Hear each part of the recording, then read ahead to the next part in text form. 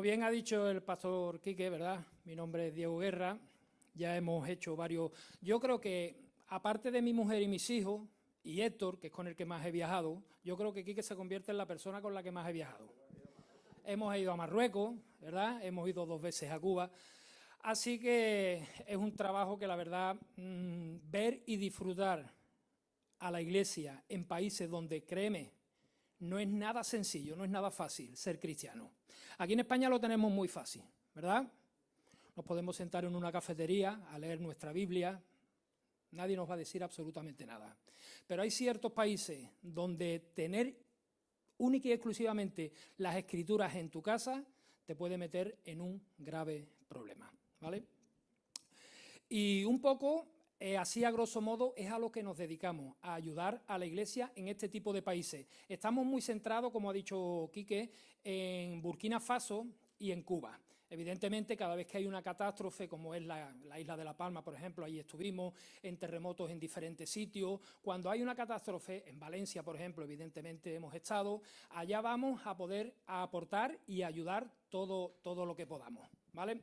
Pero sí es cierto que vivir el Evangelio hoy día para nosotros quizás pueda ser fácil porque vivimos en un país cómodo, en un país donde uno puede hablar abiertamente, ¿verdad?, de lo que es el Señor en nuestras vidas, podemos expresarnos con libertad, pero no en todo sitio. A pesar de ser países donde hay libertad, de vez en cuando te encuentras un caso. ¿Quién no ha escuchado el caso de, ¿cómo se llama?, Charlie Kirk? Lo hemos oído, ¿verdad? Ha sido de lo más reciente. Un chico que no nos vamos a meter en sus ideales políticos, que pueden ser lo que sea, pero sí es verdad que era una persona que creía en Jesús, que tenía a Jesús como su Salvador, que su vida se había centrado en servir al Señor, a dar mítines en contra de las ideologías que hoy día echan o pretenden echar abajo lo que es la palabra de Dios, ¿verdad? Un hombre que no le importaba enfrentarse públicamente al colectivo LGTBI, que no le importaba enfrentarse de cara a todo aquel que quisiera pisotear el sacrificio que Jesús hizo en la cruz. Eso, hermano, le costó, pues, como todos sabemos, la vida hace muy poco tiempo. Y hay algo que a mí me impactó verdaderamente, y es escuchar a su esposa, ¿verdad?, el día del entierro, decir, lo perdono. Pero no lo perdono porque yo soy más buena que nadie, porque es lo que Jesús haría.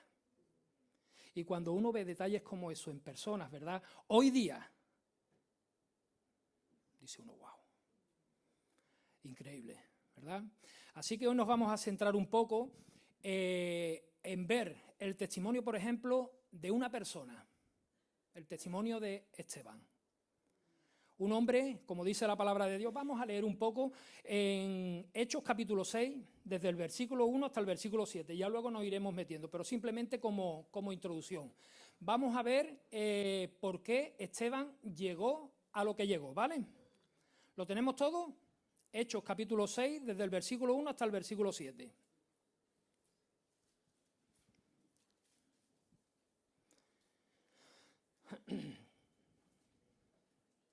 Lo tenemos, ¿no? Dice, en aquellos días, como creciera el número de los discípulos, hubo murmuración de los griegos contra los hebreos de que las viudas de aquellos eran desatendidas en la distribución diaria. Entonces los 12 convocaron a la multitud de los discípulos y dijeron, no es justo que nosotros dejemos la palabra de Dios para servir a las mesas.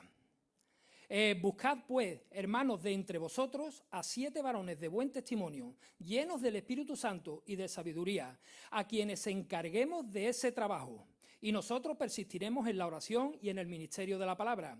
Agradó la propuesta a toda la multitud y eligieron a Esteban, varón lleno de fe y del Espíritu Santo, eligieron a Felipe, a Prócoro, a Nicanor, a Timón y a Pármenas, y a Nicolás, prosélito de Antioquía, a los cuales presentaron ante los apóstoles, quienes orando le impusieron las manos.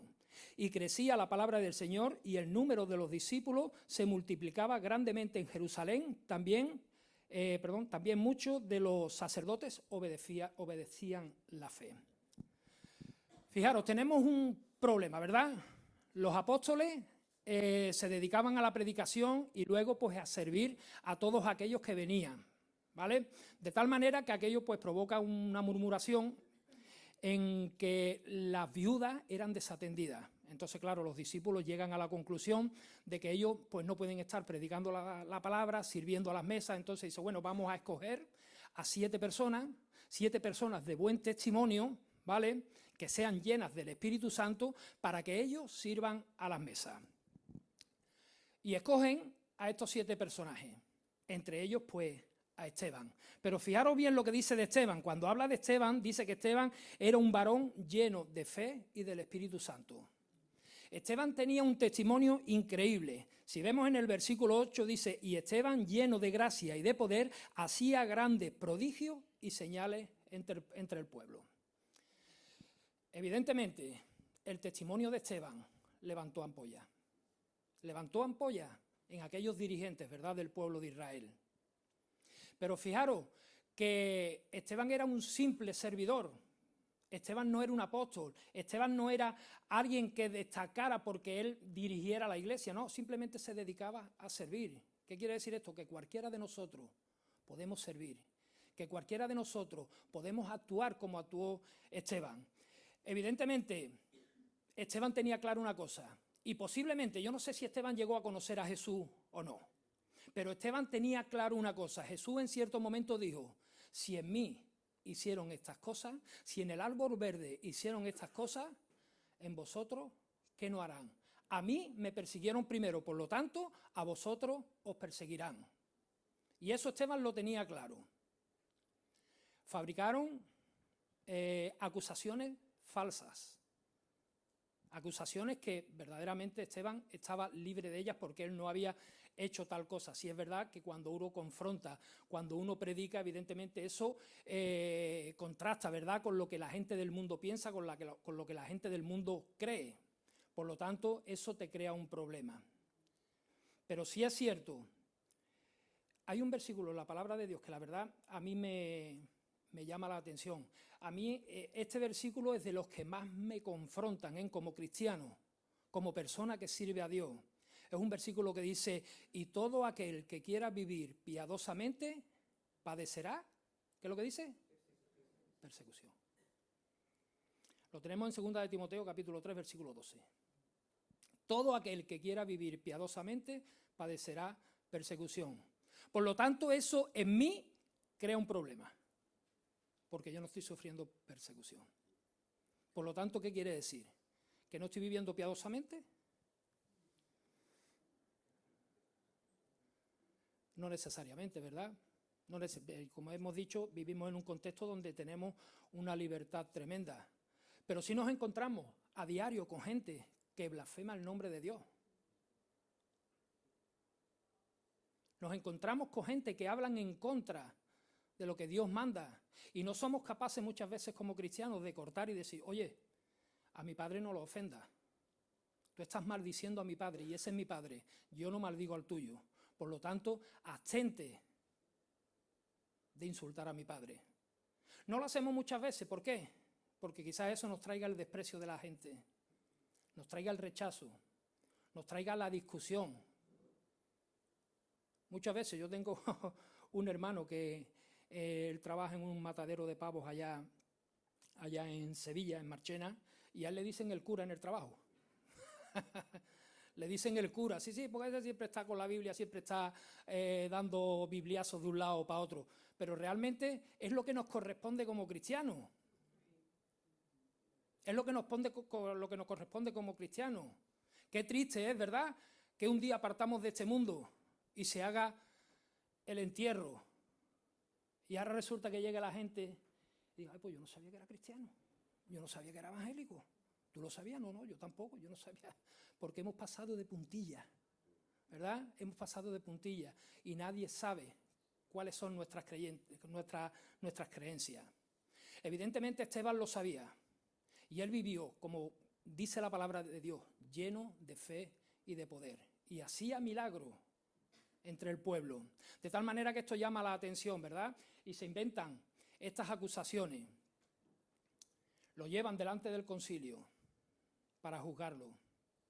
Y este hombre ni tan siquiera es capaz de defenderse a sí mismo, diciendo, no, yo es que soy un hombre lleno del Espíritu, yo soy un hombre lleno de poder, el Señor ha actuado en mí. No, no, no, él se dedica a recordarle a aquella gente lo que Dios había hecho en el pueblo de Israel, empezando desde los padres, empezando desde Abraham, Isaac, Jacob, ¿verdad? Los patriarcas, cómo Dios había obrado a través del pueblo de Israel, pero dice, nunca escucharon su voz.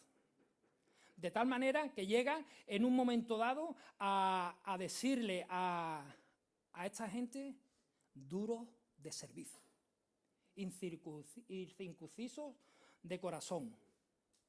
Esto, evidentemente, ¿verdad? Pues los puso muy nerviosos, de tal manera que ahí decidieron matar a Esteban. Dice que lo sacaron de la ciudad con la finalidad de apedrearlo. Y justo en el momento que lo estaban apedreando, dice que Esteban tuvo una visión. La visión dice que fue el cielo abierto y al Hijo de Dios a la diestra del Padre. La Nueva Traducción Viviente habla de que Jesús estaba en pie a la diestra de Dios. Y créeme, cuando la Biblia habla de Jesús a la diestra de Dios, siempre lo nombra sentado. Pero en este versículo en concreto, en la traducción viviente, lo traducen como que Jesús, en un gesto que quizás de desaprobación, ¿verdad?, hacia lo que le estaban haciendo a su hijo. Jesús no es indiferente al sufrimiento de su pueblo, ¿eh? Jesús no es indiferente al sufrimiento de su iglesia. Evidentemente la iglesia ha sufrido a lo largo de los años, desde su creación, una persecución tremenda, pero la iglesia siempre ha salido victoriosa. La iglesia siempre ha salido victoriosa. Esteban vio los cielos abiertos y quizás esa visión fue el consuelo que a Esteban le faltaba para terminar y culminar ese momento de sufrimiento. Resulta que observando ese asesinato había un señor llamado Saulo de Tarso. Este hombre se convirtió después, ¿verdad?,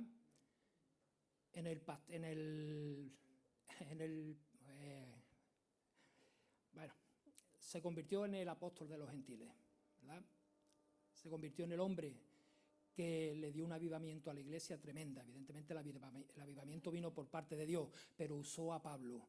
Allá por donde Pablo iba fundando iglesias.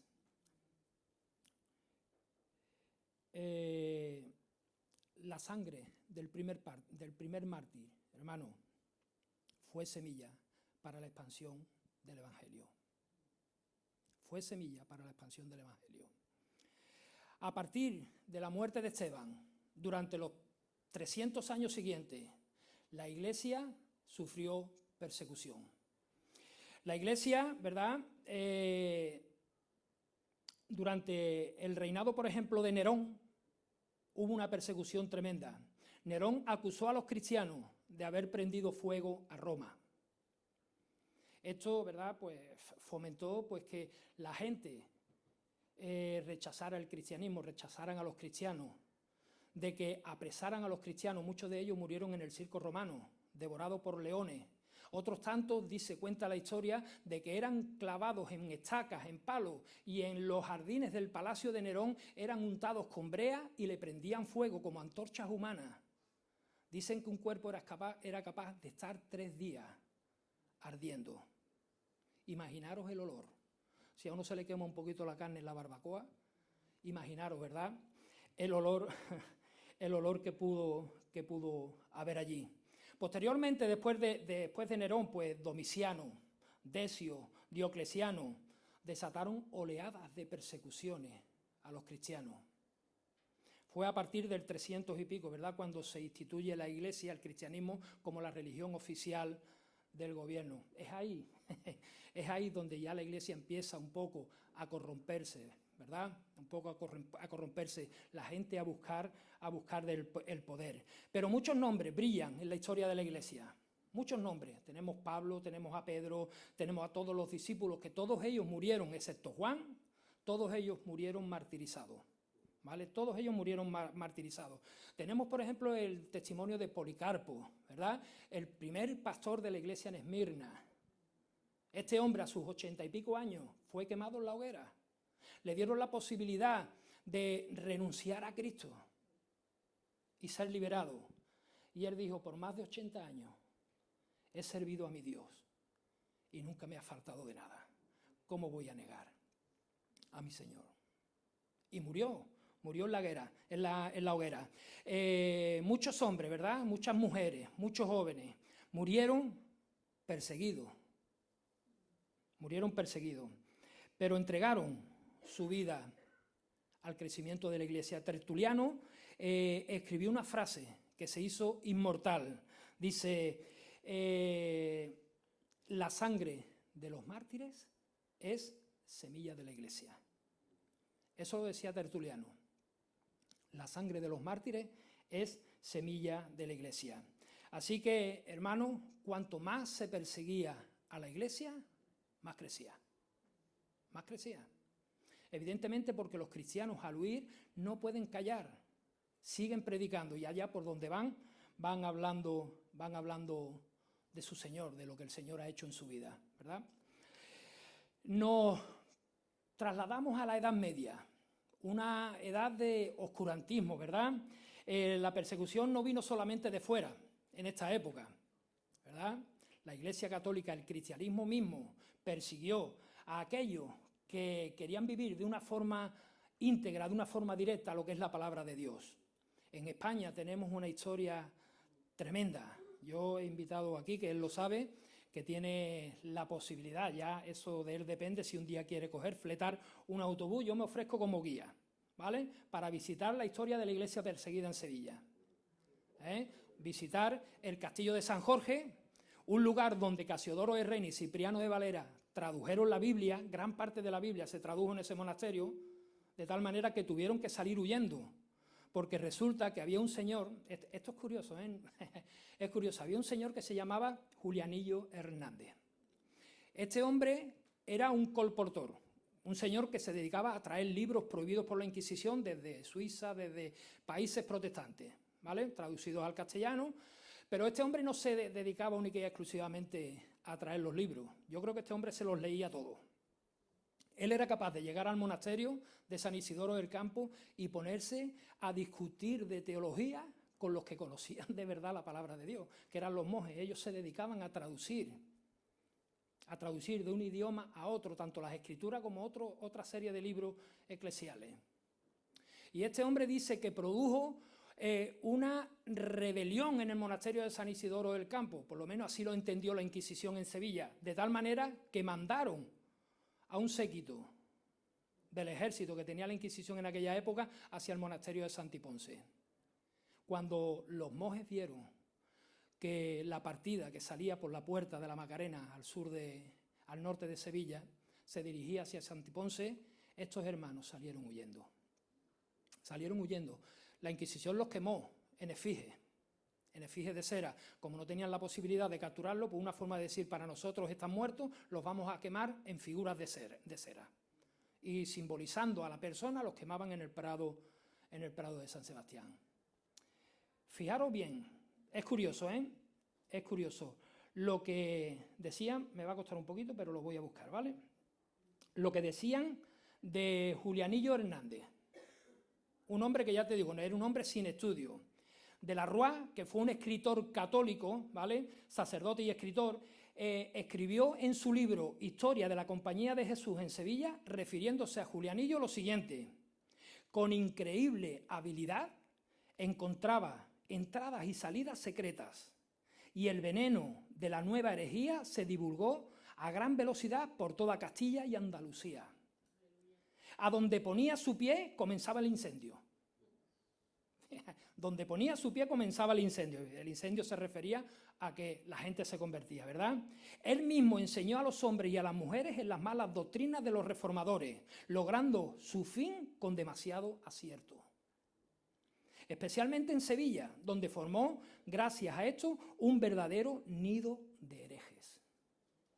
A todo esto, Julianillo Hernández solía decir: todos los que se crucen en mi camino oirán mi testimonio.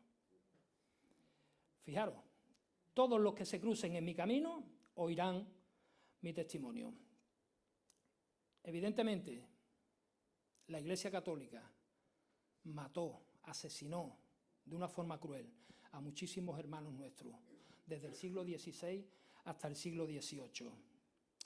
En la Reforma hubieron muchos más hermanos que murieron. John Hus, por ejemplo, fue un reformador que murió, asesinado también por la Inquisición, no en España, sino en otros lugares del mundo. No era algo que afectara única y exclusivamente a España, ¿verdad? Eran quemados vivos. Los anabaptistas, una denominación del cristianismo, fueron exterminados, ejecutados por su fe. Lutero mismo sufrió la persecución de la Inquisición en Alemania. Todo aquel que quería llevar su vida conforme a las Escrituras sufrían rechazo, cárcel o muerte. Y eso era una realidad en aquella época, era una realidad. Pasamos ahora a una época más moderna, ¿verdad? Vamos a una etapa más contemporánea, la Revolución Francesa, ¿verdad? Siglo XVIII. En la Revolución Francesa se cerraron multitud de iglesias, multitud de cristianos fueron asesinados y perseguidos simplemente por ser cristianos.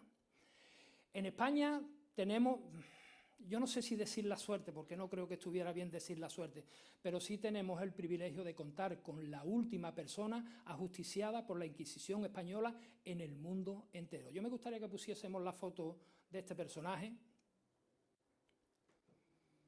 Este hombre, su nombre, Cayetano Ripoll, un profesor catalán, un héroe de guerra, puesto que luchó en la guerra de la independencia contra los franceses para expulsarlos de España, ¿vale? Todos sabemos, conocemos la historia, ¿verdad?, de que los franceses pues hablaron con el rey Fernando VII, el rey, para mí, más inútil que ha tenido España, pero de largo, tanto él como su padre, los dos. Napoleón les dice, oye, vamos a cruzar España, si nos lo permite, vamos a cruzar España, que queremos invadir Portugal, y nada, no lo podemos hacer por mar, ¿vale? Pero es mucho gasto, mucho dinero, enviar barcos y tal. ¿Nos dejas pasar por España? Y Fernando VII le dice, sí, pasa. Cuando invaden Portugal, a la vuelta dice, bueno, ya que estamos en España, nos quedamos. Y se quedaron en España. ¿Qué ocurrió? Que España se cansó de sufrir asesinatos, de sufrir violaciones, de sufrir muchas y muchas cosas que sufrió el pueblo de España con la invasión de Francia. De tal manera que el día 2 de mayo, ¿verdad?, aquella rebelión en Madrid, donde dicen que hasta las mujeres desde las azoteas de las casas le tiraban macetas al paso del ejército francés. Todos conocemos el cuadro de Goya, ¿verdad?, de los famosos asesinatos de fusilamientos del 2 de mayo. En fin, estando Cádiz sitiada, se aprueba la Constitución de 1812 en las Cortes de Cádiz. Todo esto lo conocemos, ¿verdad? Vivimos en Cádiz, hombre, como para no conocer esto, ¿verdad? Ustedes saben qué es lo que ponían en la famosa PEPA, en la famosa Constitución de 1812. Abolía la Inquisición en España. La Inquisición se prohibió. Yáton no tenía poder. Evidentemente, bajo cuerda, ¿verdad?, la Iglesia Católica seguía teniendo muchísimo poder. ¿Qué es lo que ocurre? Que cuando España consigue vencer a los franceses y echarlos de España, el rey Fernando VII vuelve a España. Y al volver a España vuelve a decretar el absolutismo. ¿Qué es el absolutismo? Que el rey tiene el poder absoluto. El rey es el que tiene el poder y el poder absoluto. Y hoy día hay una frase que a mí me gusta mucho, porque hay quien dice, ¿verdad?, refiriéndose a los políticos, no, porque es que el poder corrompe y el poder absoluto corrompe absolutamente, ¿verdad? Y es así, el poder corrompe y el poder absoluto corrompe absolutamente. Nada más volver, el rey Fernando VII coge y anula la Constitución de 1812. Entonces la Iglesia Católica vuelve a crear las juntas de fe, que era algo parecido a la Inquisición, ¿vale? Algo parecido a la Inquisición, pero sin el nombre de la Inquisición, ¿vale? O sea, seguía actuando a su manera. El arzobispo de Valencia, que puso su vista, su ojo sobre este hombre, sobre Cayetano Ripoll, decía lo siguiente: lo acusó de 4 delitos. Este hombre murió, dio su vida por 4 delitos concretos. Y fijaros bien cuáles fueron los 4 delitos. Recordar que este hombre era profesor en un colegio en Valencia. Este hombre, se cuenta la historia de que se le solía ver por la Albufera de Valencia, lugares donde los niños no tenían posibilidad de ir al colegio, enseñando a los niños en la Albufera de Valencia, ¿vale? O sea, que era un hombre muy entregado a su profesión. Dice el arzobispo de Valencia de que este hombre había cometido 4 delitos. El primero, sustituir en las oraciones de la clase la expresión de Ave María por alabado sea Dios. Ese fue el primer delito, ¿vale? El segundo delito es no acudir a misa ni llevar a sus alumnos. Segundo. El tercer delito, no salir a la puerta del colegio, como todas las clases, como todos los profesores, a saludar el paso cuando salía la procesión y pasaba por delante del colegio. Tercer delito. Y el último, pues comer carne el Viernes Santo. Esos eran los 4 delitos por los que acusaron a Cayetano Ripoll. Cayetano Ripoll estuvo 2 años preso, 2 años en la cárcel. En primer lugar, porque quisieron darle la oportunidad de que este hombre se arrepintiera. Dice que mandaron a un inquisidor que estuvo durante un largo tiempo, meses, intentando convencerle, pero era un hombre firme en sus ideas. Era un hombre firme en lo que él creía. Y era imposible convencerle, porque cuando uno tiene la verdad, hermanos, por muchas cosas que te presenten delante, tú eres conocedor de la verdad. Y como dice la palabra, la verdad te hace libre. Tú puedes estar encerrado en 4 paredes, pero tú eres libre en el fondo de tu alma. Y es así. Intentaron convencerlo y no pudieron. También había otro problema, un problema técnico. La Iglesia Católica no podía condenar a alguien que no fuera católico. Y resulta que la partida de nacimiento y la partida de bautismo de este hombre no aparecía por ningún lado. O sea, supuestamente no era católico. Entonces ellos no podían ajusticiar a alguien que no era católico. Por lo tanto, estuvo 2 años, hasta que al final, misteriosamente, apareció su partida de bautismo. Y ese documento se convirtió en la sentencia de muerte de Cayetano Ripoll. Murió ahorcado en Valencia. Hoy día hay una plaza en Valencia que lleva su nombre, el profesor Ripoll. Todo el mundo conoce su testimonio y todo el mundo sabe que, por suerte, fue la última persona que la Inquisición asesinó en España. En España no, en Europa y en el mundo entero.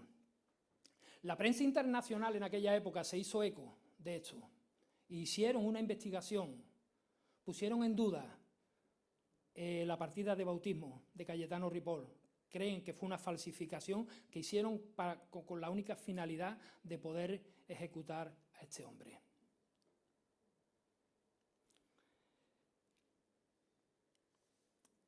Evidentemente, esta investigación, 100 años después, se volvió a realizar.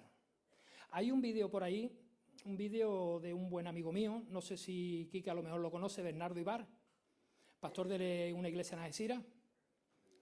Bernardo Ibar, sí. Pues este hombre tiene un estudio, él dio varias conferencias acerca de la vida de Cayetano Ripoll. Si alguien quiere el vídeo, yo lo tengo, yo se lo puedo mandar por WhatsApp, ¿vale? Pero es un estudio que, hermano, de verdad, merece la pena escuchar. Merece la pena escuchar.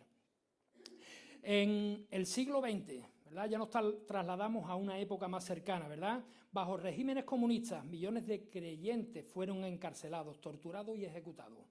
La Unión Soviética, China, Cuba, Corea del Norte, Vietnam, Yemen, Afganistán, Nigeria, Siria, Sudán del Sur, etcétera, etcétera, etcétera, etcétera. Es curioso, China, por ejemplo, Mao Zedong toma el poder en 1940 y poco. Mao Zedong lo primero que quiere es destruir la Iglesia. Manda a asesinar a pastores, expulsa a los pastores que son extranjeros, otros tantos acaban en la cárcel.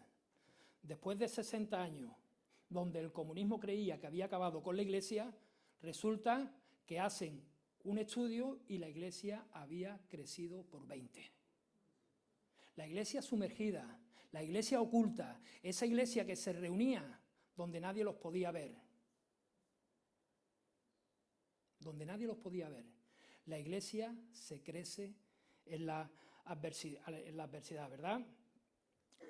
En Rumanía, un tal Richard Wurmbrand pasó 14 años de prisión, siendo torturado por predicar el Evangelio.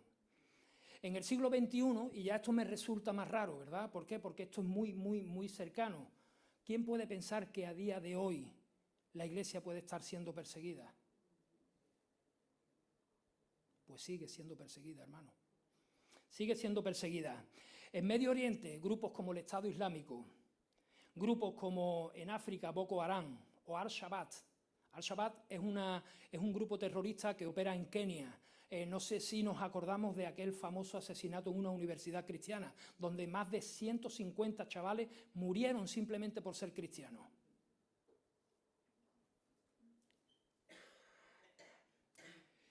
Y otros tantos grupos, ¿verdad?, que atacan a iglesias enteras.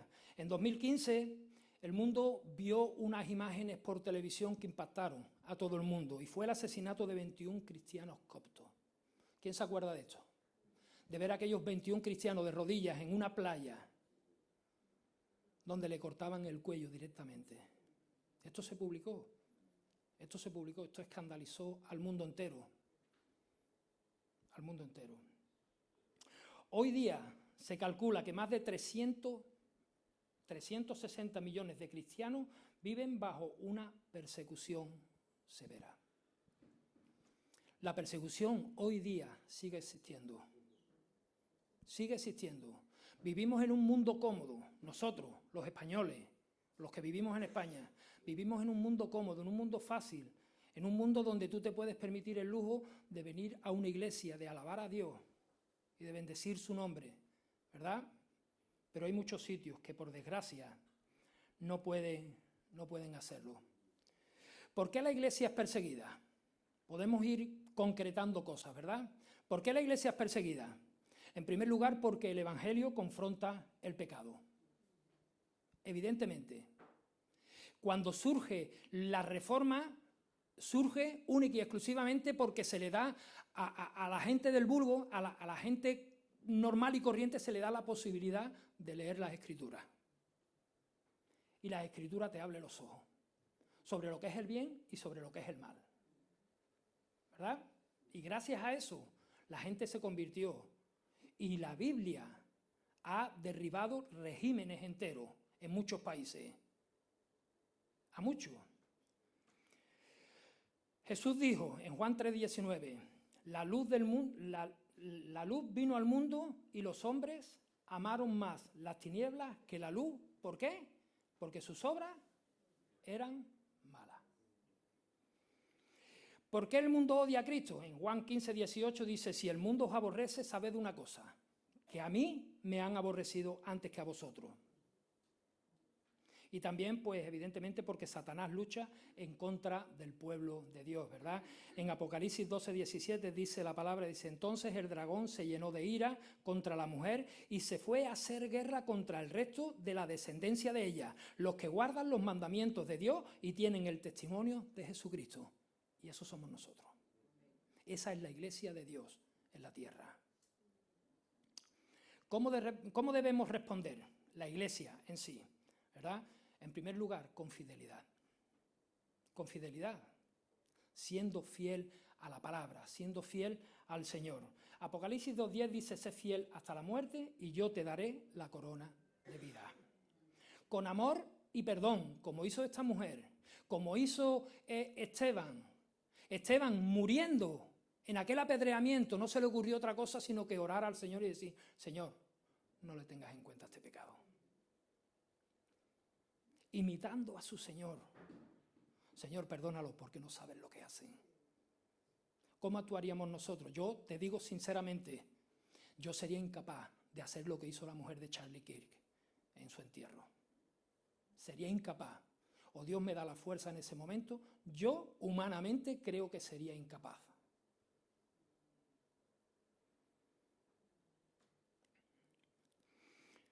Con amor y perdón, ¿verdad? Como Esteban, que oró por sus verdugos, con esperanza, porque la visión de Esteban nos recuerda que Cristo está esperándonos en gloria, que en este mundo no está el final, que el final no es en el momento en que tu espíritu abandona el cuerpo, que ese es el inicio, que es lo que la gente del mundo no entiende, que todo el mundo nace para morir, pero nosotros nacemos para vivir eternamente en la presencia de Dios. Esa es la finalidad del cristiano, esa es la finalidad del creyente, ¿vale? Así que, ¿qué aplicaciones tenemos?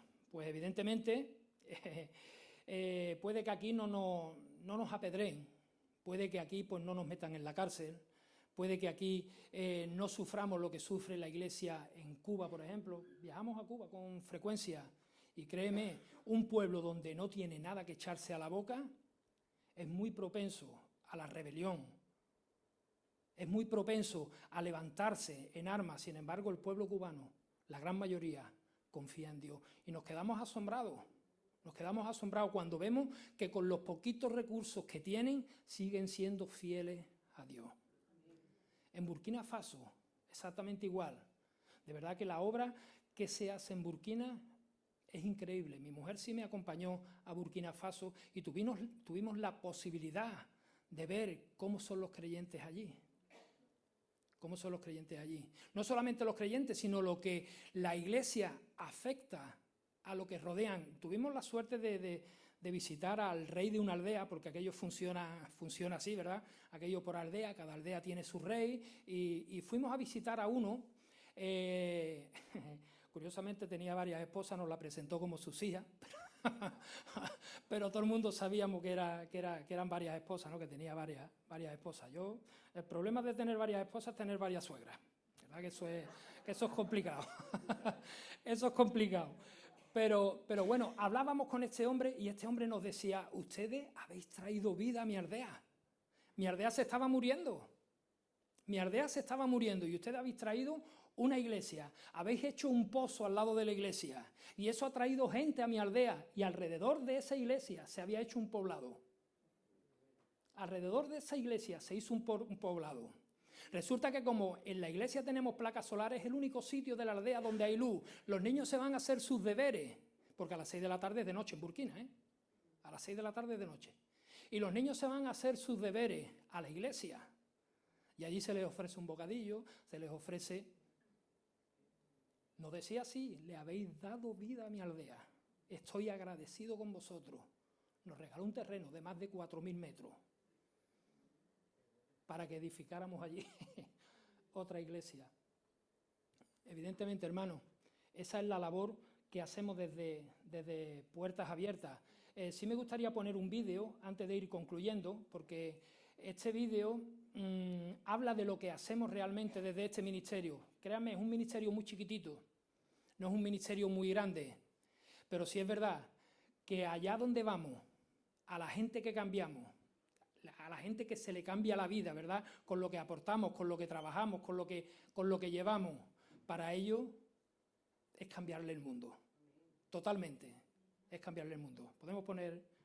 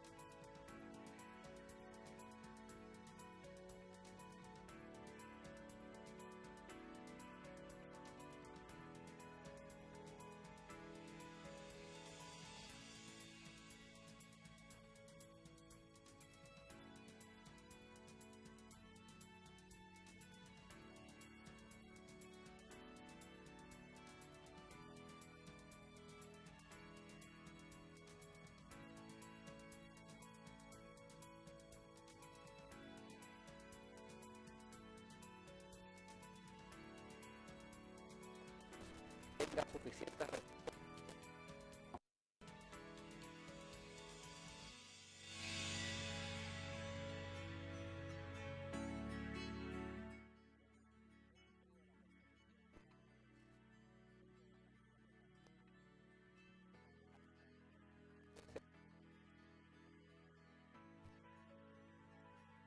En estos contextos de persecución.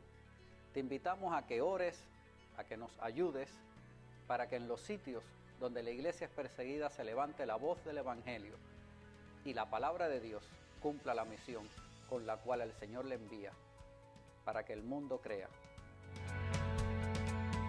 Contamos con nuestra red de contactos en varios países que se armonizan con las estructuras propias de la sociedad civil debidamente organizada en los diferentes contextos. Muchos de nuestros hermanos viven una realidad totalmente diferente a la nuestra. No les dejemos solos, nos necesitan. Dichosos los perseguidos por causa de la justicia, porque el reino de los cielos les pertenece. Mateo 5:10. Nuestra asociación ha contribuido en diferentes momentos y países para que muchas personas puedan seguir adelante con el mensaje del Evangelio en contextos donde la Iglesia es perseguida. Queremos que juntos podamos levantar los brazos de todos ellos. Colaborar con nosotros es tan fácil como entra en nuestra página web www.spanishhumanitarianrelief.org. En la parte superior selecciona Quiero ser parte. Elige la opción Patrocinador y te unes. Solo tienes que rellenar tus datos y seleccionar la cantidad con la que quieres contribuir cada mes. Todo esto en tan solo 3 minutos. Juntos, construyendo un futuro prometedor.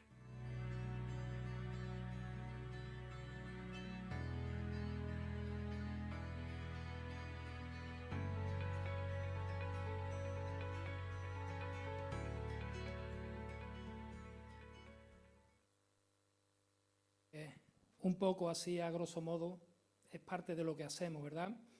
La ventaja que tenemos, hermanos, es que nosotros todo lo que recaudamos es íntegro para la iglesia perseguida. Aquí no hay que descontar gastos, aquí no hay que contar con gastos de viaje, puesto que yo cuando viajo, o cuando viaja Amparo, cuando viaja Dadonín, nos costeamos nuestros propios viajes. Yo tengo mi trabajo, gracias a Dios, trabajo en seguridad en Renfe, allí en Sevilla, y no necesito que nadie me pague el viaje, puesto que para mí sería una carga, no solamente para vosotros como colaboradores, que podríais llegar a ser, porque evidentemente a mí no me gustaría, si doy algo para la iglesia perseguida, encontrarme que de ahí pues se está pagando un billete o se está pagando, que no estaría mal, pero dentro de mi idea, dentro de mi pensamiento, no cabe esa mentalidad, ¿vale? Así que quiero que sepáis, tenemos ahí un stand con lo que podéis hacer, podéis colaborar apadrinando un pastor en Cuba, por ejemplo, o en Burkina Faso. Fijaros bien, 20 euros sostiene a una familia pastoral. 20 euros al mes sostiene a una familia pastoral, a él, a su mujer y a sus hijos. Nos hemos centrado últimamente en comprar casas culto. Veréis, en Cuba, desde el año 1959, no se inaugura ninguna iglesia. Están las que son las iglesias viejas, ¿vale? Ahora, el gobierno no permite que se inauguren iglesias, que se crean iglesias, pero el gobierno no puede prohibir que en el salón de mi casa se reúna la iglesia. Por lo tanto, compramos una casa culto, la habilitamos con un salón grande donde vive la familia pastoral y allí se celebran reuniones. Y allí se va convirtiendo la gente. Y de ahí pasamos a otra, y de otra a otra. Una casa culto puede costar entre unos 3.000, 3.500, 4.000 euros. Una casa culto. Y es una iglesia implantada. Quique, él ha visto la labor que hacemos. Aparte, yo creo que hasta él se siente parte de ese HR, por lo menos nosotros lo tenemos como parte del ministerio. Él ha visto qué es lo que hacemos, dónde trabajamos, ¿vale? Podemos hacer eso, podemos ayudar también a facilitar que personas interesadas en Cuba, en Burkina, se preparen, estudien en la universidad para ser pastores, para salir a la calle, al campo misionero, Podemos hacer muchas cosas. Si alguien más quiere más información, evidentemente ahora estaremos ahí en el stand, rellenáis los datos y os llamarán. Seguramente pues será Amparo la que llame para deciros en qué podéis colaborar. Tenemos un sorteo, ahora tenemos nuestro culto, creo que el día 11 tenemos nuestro culto misionero en Sevilla. El año pasado, con los sorteos, con todos estos sorteos, pudimos construir una casa culto en Cuba. Una casa culto y asignar a un pastor a esa casa culto. Hemos traído papeletas, ¿vale? Por si estás interesado, son 7 euros, ¿vale? Las papeletas, rellenas tus datos, entras en un sorteo y si te toca, pues te va a tocar un montón de cosas electrónicas. Que quizá para los mayores pues no sirva de mucho, ¿verdad? Porque un reloj, un smartwatch de estos que van en sintonía con el móvil, para ciertas personas pues no será, ¿para qué quiero yo? ¿Vale? Pero es con lo que estamos trabajando y con eso pues podemos sacar unos dineritos que luego pues nos viene muy bien a la hora de designar a la iglesia o de llevarlo a la iglesia perseguida. Hermano, hay un versículo en la palabra de Dios y con esto quiero terminar. Está en el Evangelio de Lucas. Dice, haz con los demás lo que te gustaría que te hicieran a ti mismo. ¿Qué te gustaría que te hicieran a ti si de buenas a primeras hubiera una persecución en España? No tuvieras que comer, no tuvieras dónde alojarte. ¿Qué te gustaría que hicieran por ti? ¿Te gustaría que los creyentes de otros países te ofrecieran su ayuda o no?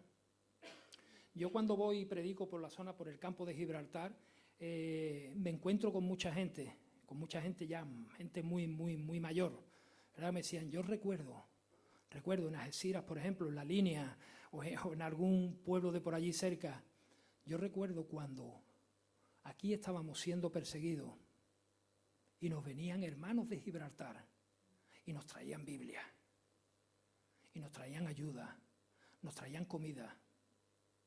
Todavía hay gente que recuerda esas cosas. Hermano, ¿nos gustaría que nos ayudaran? Apliquemos Lucas, creo que es 6:21, si no recuerdo mal. Pero si no, busquemos la concordancia que aparece. Lo que te gustaría que te hicieran a ti, hazlo tú con los demás. Que el Señor os bendiga y que Él nos dé, ¿verdad?, pues esa fortaleza para poder tener visión de ayuda a aquellos hermanos que verdaderamente no están viviendo una vida fácil y cómoda como la que tenemos nosotros. Amén.